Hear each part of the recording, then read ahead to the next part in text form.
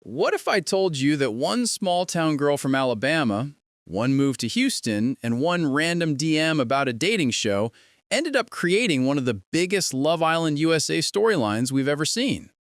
Because today we're talking about Olandria, the Bama Barbie who walked into Love Island Season 7, turned Nick into half of Nicolandria, made the Love Island fandom obsess over Nick and Olandria, and somehow got her name tied to people like Ace, Taylor, Cierra, and even the whole Love Island Huda drama.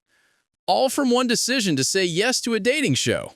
This is how Olandria went from Alabama to Houston hottie, from 9 to 5 grind to Love Island USA spotlight, and from solo star to one half of Nicolandria, and why her story still hits different long after Season 7 ended.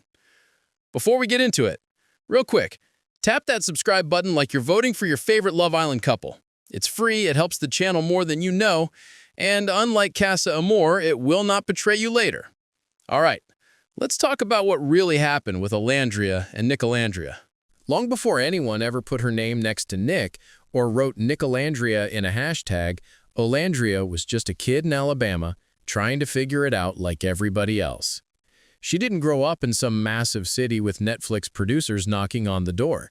She grew up in a smaller environment with that classic do well in school, get the grades, secure your future pressure. Deep down, she wanted to model.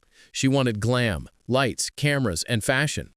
But like a lot of people, she heard that one line that changes your whole timeline. Education first. So instead of chasing modeling right away, she locked in on school. She went to college on scholarships. That alone tells you she wasn't just coasting, she was grinding. At first, she chose computer science. And if you've ever tried to survive a programming class, you already know that is not a casual decision. Eventually, she switched her major to supply chain management and actually graduated with that. Most people would stop there and say, cool, degree secured. Now let's just live a regular life. And that's exactly what it looked like at first. After graduation, she got a job in elevator sales. Yes, elevator sales. The most "this is my corporate career now" job title ever. But something in her wanted more. She didn't just want to stay where she grew up. So she made a move a lot of people talk about and never do. She left. She moved to Houston. For her, Houston wasn't just about nightlife. It was about seeing something different. Seeing people who weren't stuck in the same cycle. In Houston, she was suddenly surrounded by people who didn't have regular 9-to-5s. Entrepreneurs, creatives, people working for themselves. Every time she met someone who was their own boss, it made it easier to picture a bigger version of her own life. And that's the funny part. When you watch Love Island Season 7, it looks like everyone just pops out of nowhere, fully formed. But for Olandria, the road to the villa ran straight through Alabama schools, scholarship stress, corporate life, and then a risky move to Houston. None of that screams Love Island USA dating show contestant. At least not until the DMs started. While she was working, adjusting to Houston life, and trying to build something stable, something wild slid into her Instagram DMs. Love Island. Not a random fan page, the actual casting team. And here's the plot twist. This didn't happen when she was at 500K followers and already going viral. When they first reached out, her account had around 4,000 followers. She thought it was fake, because honestly, who expects a major dating show to pick you out of the entire internet when you're just living your life and posting like normal? But it was real, and they didn't just ask once, they kept coming back. First time, she was career-focused, nervous about what reality TV could do to the job she worked so hard for. When you come from a world where you're told not to mess up your stability, the idea of going on a dating show where the whole country watches you kiss strangers on TV doesn't exactly sound safe. Then in 2024, they hit her again. This time, she's in Thailand, celebrating her birthday, living life. Casting reaches out like, hey, so about Love Island. And she still says no. Wrong timing, wrong moment. Too many unknowns. And this is where the story gets really interesting, because she basically makes a deal with herself and with the universe. If this is meant for me, put this back on my schedule in 2025, and I'll seriously look at it. That's not just a throwaway thought. That's the kind of mental note you make when you feel something tugging, but you're still scared to jump. Then 2025 hits. And guess what? They don't just message once. They reach out twice, again in February, and again in April. At that point, you can't really pretend it's just random anymore. 3 years, multiple DMs, different seasons, different countries, still the same name popping up. So this time, she doesn't run from it. She leans in. She says yes. And that's the moment where the elevator sales job, the Houston move, the buried modeling dreams, and the whole education-first path collide with a villa full of singles, cameras, and producers. But saying yes to Love Island USA on paper is one thing. Walking into that villa and living it, completely different game. Imagine this. You say yes to a show, and the moment you walk in, your entire life gets stripped down to this villa, these people, these conversations.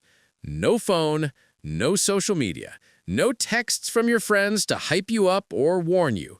No midnight scroll, no group chat. For 6 weeks. That's what Olandria was really stepping into when she joined Love Island Season 7. At first, it sounds impossible. She literally said not having her phone and not talking to her parents was one of the hardest parts. No quick calls to her mom, no checking in, nothing. Just silence from the outside world. But as the days went by, something strange happened. She actually started to feel calm. Without notifications, opinions, and comments from everywhere, there was this weird peace.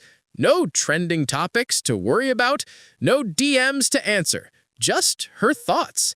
Of course, it wasn't all zen. This is still Love Island. On day 1, you're already doing icebreakers that would send 99% of people home. Remember that first challenge where you have to kiss people before you even pick a couple? Imagine looking around thinking, can I just say hi and shake hands first? And production's like, nope, kisses.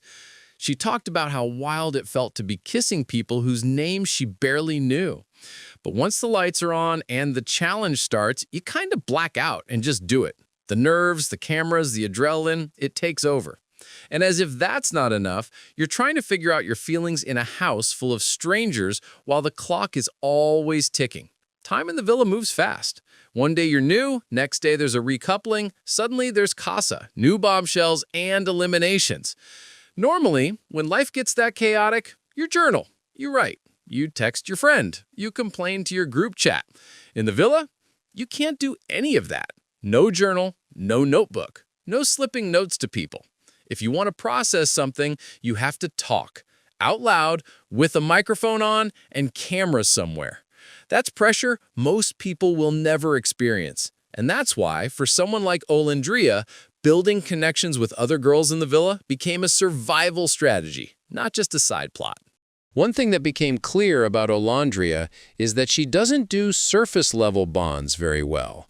She grew up with sisters. She has long-term friendships that go back 10, 13, even 20 years.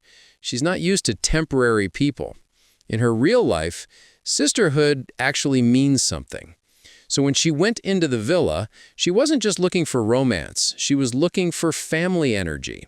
Because if you're stuck somewhere for 6 weeks without your real family, you need some kind of anchor. That's where those villa friendships came in, especially her bond with Shel and some of the other girls like Iris. These weren't just we share a mirror friendships. They were the ones she leaned on when the pressure got too much. There were days when it really did feel like, I can't do this anymore. She even described being in the bathroom with Iris, going back and forth like, next dumping, send me home. That's not the kind of scene you see fully on TV, but it's the emotional reality behind the cute slow-mos and pool shots. But even in that pressure cooker, there was something else quietly forming in the background. And it wasn't a brand deal. It was Nick. By the time Nicolandria became a whole brand and people were tweeting, Nicolandria, like it was one word, it was easy to forget how it actually started. It didn't start with some dramatic first-night couple situation. It started with friendship. While the villa was doing what it always does, tests, recouplings, dropped jaws, and messy triangles with people like Taylor and Cierra, Olandria was taking a different pace. She said many times she's a slow burn. She wants to build a foundation before she jumps into something official. Why? Because if you build a connection only on looks and intimacy, what happens when you argue? When the excitement dips? When the cameras are gone and it's just you and this person sitting on a couch somewhere? If there's no friendship underneath, there's nothing to hold you when things get tough. That's why a lot of guys struggle with her pace. They want instant connection and instant results. They don't want to wait through the getting to know you part. If it doesn't happen fast, they're out. Nick was different. He didn't rush her. He didn't pressure her. He didn't treat her boundaries like a personal attack. He just stayed consistent, patient, and present. Over time, that's what made her feel comfortable with him. Jokes, conversations, honesty, those things came first. Romance came after. When they finally coupled up, it didn't feel like a random pairing. It felt like the natural next step of something that had been quietly forming the entire time. And somewhere between late-night villa chats, challenges, and vulnerable conversations, the fandom stepped in and did what fandoms do. They gave them a name: Nicolandria. Suddenly, it wasn't just Nick and Olandria anymore. It was a unit, a storyline, a ship. Clips of them started making rounds on social media. Edits popped up. Viewers who had never met them in real life were emotionally invested in this connection. By the time they left the villa, they weren't just two people figuring out what their relationship looked like in the real world. They were carrying a storyline that half of Love Island Twitter had adopted as their own. Real quick, if you're still here deep in the Nicolandria timeline with me, hit that subscribe button. Think of it as your official fan club membership card. One click, zero drama, unlike most coupling ceremonies. All right, let's talk about what happens when a reality TV relationship tries to survive real life. Here's the thing nobody really prepares you for. When your relationship starts on TV, people feel like it belongs to them. People discovered Nick and Olandria as if they were characters in a show, not two actual people trying to figure out their real lives. So after the villa, the expectations were instant and intense. Where are the couple photos? Where's the vlog? Where are the brand collabs? Where's the update? Are they still together? Why didn't they post on this day? Why isn't he in this story? Why doesn't she comment on that? On top of that, you've got parasocial relationships. People who feel like they know you personally and are inside your relationship, even though they've never met you. Olandria talked about how she has tons of photos and videos with Nick that she simply doesn't post. Not because it's over, not because they're hiding something, but because some memories are supposed to be theirs, not the internet's. When they used to share a lot, people would call him performative or say they were doing too much. When they shared less, people said they were fading or not real anymore. You literally can't win that game. So she made a choice. Focus on what feels right for them, not what trends. She's grateful for the genuine supporters who love Nicolandria and cheer them on. But the line has to be drawn somewhere. Because at the end of the day, they're not characters written by producers anymore. They're two people trying to build something outside the villa. And while all of that is happening in the public eye, her personal career is leveling up too. This is where the story stops being just about a dating show and turns into something bigger. Remember elevator sales? Corporate America. That Pearl is now doing brand campaigns, fashion shoots, and stepping into rooms that never would have been possible if she'd stayed on the safe path. Some of the shoots she's done since the villa have been directly inspired by her personality and her Love Island story. Southern charm, a little country flavor, playful energy, and the vibe she had in the villa. One campaign leaned into that whole country meets city thing, taking the idea of a Southern gentleman, mixing it with her style, and making a visual story out of it. That's not just random styling. That's storytelling with her real life as the script. What's wild is that if you go back just a few years, she was worried that one wrong move on TV would ruin her career. Now, those same risks she was scared of are the exact reason brands call her. But through all of it, photo shoots, events, red carpets, she's still very aware of how quickly things change. One minute no one knows you, next minute people are stopping you in public, asking for photos, recording your every move at the club. At first, going out just to have fun used to be normal. Now, if she's out dancing, turning up, doing a split in the middle of a song like she would with friends at home, there's probably 5 phones recording it. That level of attention is a blessing and a burden.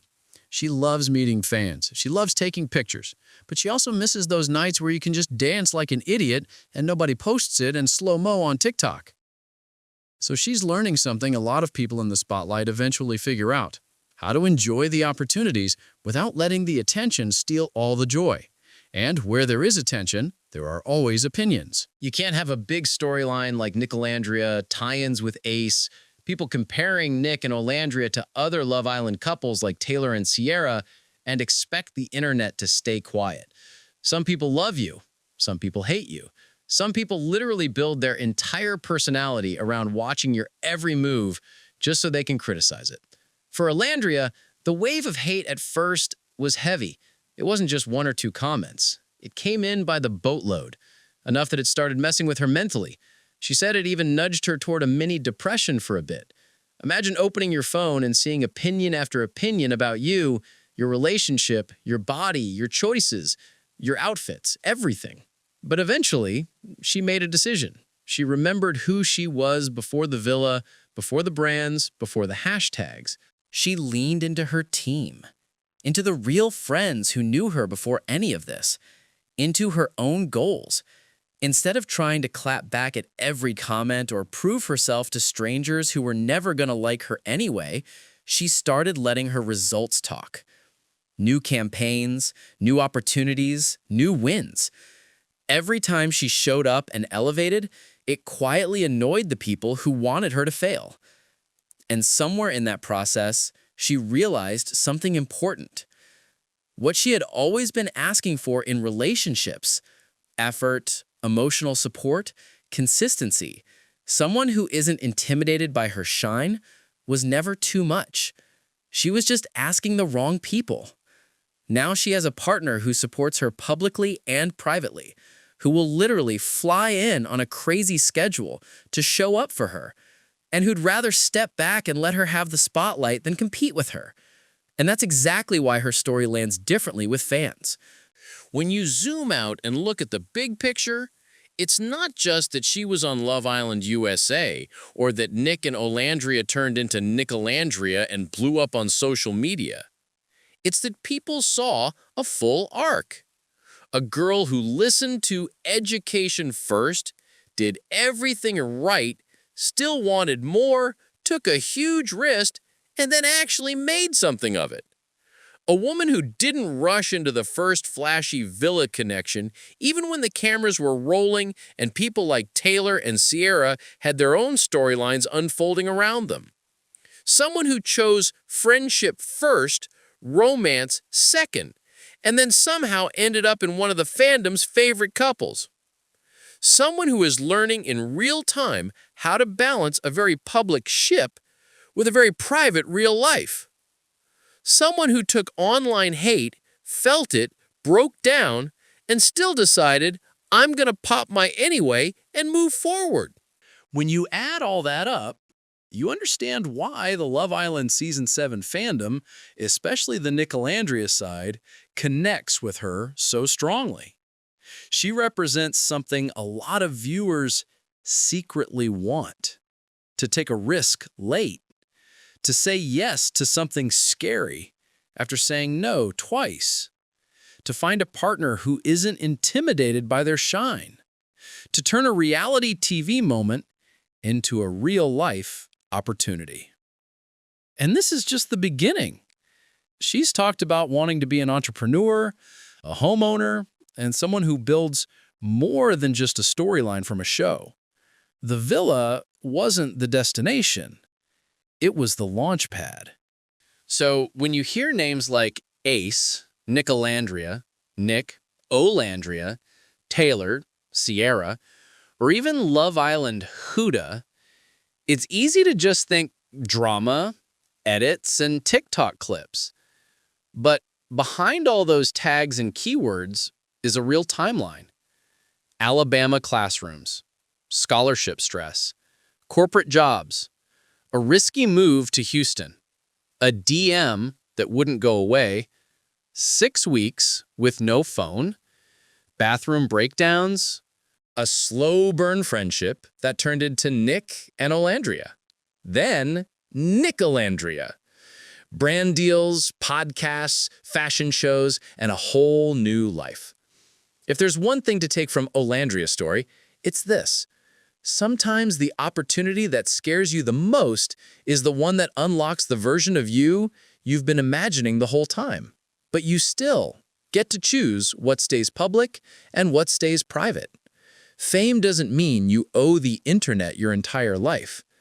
If you want more deep dives into Love Island USA, Love Island Season 7, Nicolandria, Ace updates, and everything happening with your favorite dating show couples, hit that subscribe button before you click away. Think of it as recoupling with the channel instead of getting dumped from the villa. Thanks for watching, and I'll see you in the next video.